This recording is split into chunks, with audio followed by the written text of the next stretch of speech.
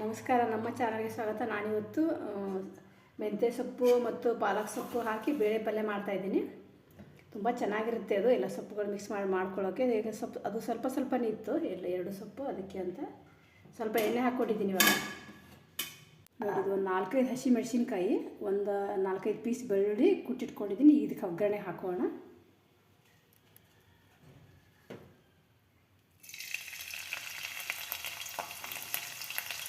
ಇದೆಲ್ಲ ಸ್ವಲ್ಪ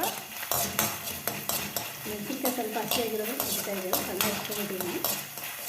ಈ ಥರ ಚೆನ್ನಾಗಿ ಹಸಿ ವಾಸನೆ ಹೋಗೋದು ಸ್ವಲ್ಪ ಫ್ರೈ ಮಾಡ್ಕೊಳ್ಳಿ. ನೋಡಿ, ಇದು ಪಾಲಕ್ಕು ಮತ್ತು ಮೆಂತ್ಯ ಸ್ವಲ್ಪ ಉಳಿದಿತ್ತು, ಅದು 2 ಸೇರಿ ಕಟ್ ಮಾಡಿದ್ದೀನಿ. ತೊಳೆದು ಬಿಟ್ಟು ಸ್ವಚ್ಛಗೆ ಹಾಕ್ತಾಯಿದ್ದೀನಿ. ಅದಕ್ಕೆ ಇದು ಬೇಳೆ ಹಾಕಿ ಮಾಡಿದ್ರೆ ತುಂಬ ಚೆನ್ನಾಗಿರುತ್ತೆ. ಇವಾಗ ತೊಗರಿ ಬೇಳೆನ ಬೆಳಗ್ಗೆ ಒಂದು 2 ಅವರ್ ಆಯಿತು ನೆನೆಸಿಟ್ಟಿದ್ದೀನಿ, ಅಥವಾ ನೈಟಲ್ಲಿ ಬೇಕಾದ್ರೆ ನೆನೆಸಿಟ್ಕೊಳ್ಳಿ. ಇದನ್ನು ಸ್ವಲ್ಪ ಹಾಕ್ತಾಯಿದ್ದೀನಿ. ಇದಕ್ಕೆ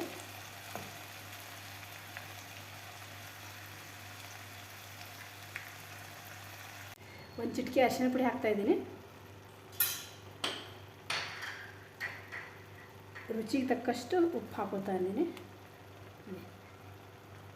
ಇದು ಸ್ವಲ್ಪ ಸೊಪ್ಪಿರೋದ್ರಿಂದ ಕಡಿಮೆ ಆಗುತ್ತೆ, ನೋಡಿಕೊಂಡು ಉಪ್ಪನ್ನ ಸ್ವಲ್ಪ ಕಡಿಮೆ ಹಾಕ್ಕೊಳ್ಳಿ.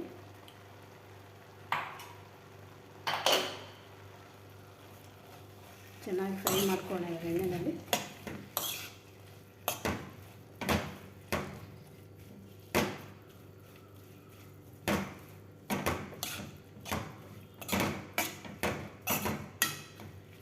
ಚೆನ್ನಾಗಿ ಪಾಲಕ್ ಸೊಪ್ಪೆಲ್ಲ ನೀರು ಬಿಟ್ಕೊತಾ ಇದೆ.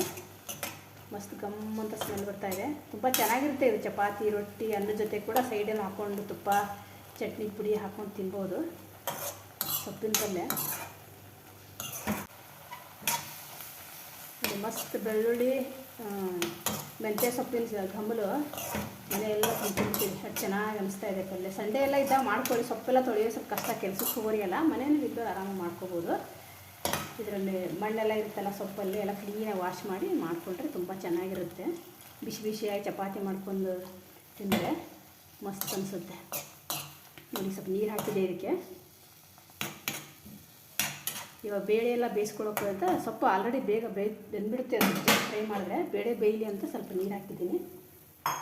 ಇವಾಗ ಮುಚ್ಚಳ ಮುಚ್ಚಿ ಒಂದು 10 ನಿಮಿಷ ಬೇಯಿಸ್ಕೊಳ್ಳೋಣ. ಸ್ವಲ್ಪ ನೆನೆಸಿಟ್ರೆ ಬೇಳೆ ಬೇಗ ಬೆಂದ್ಬಿಡುತ್ತೆ. ಅದು ಸಣ್ಣ ಉರಿನಲ್ಲಿ ಬೇಯಿಸ್ಕೊಂಬಿಡೋಣ.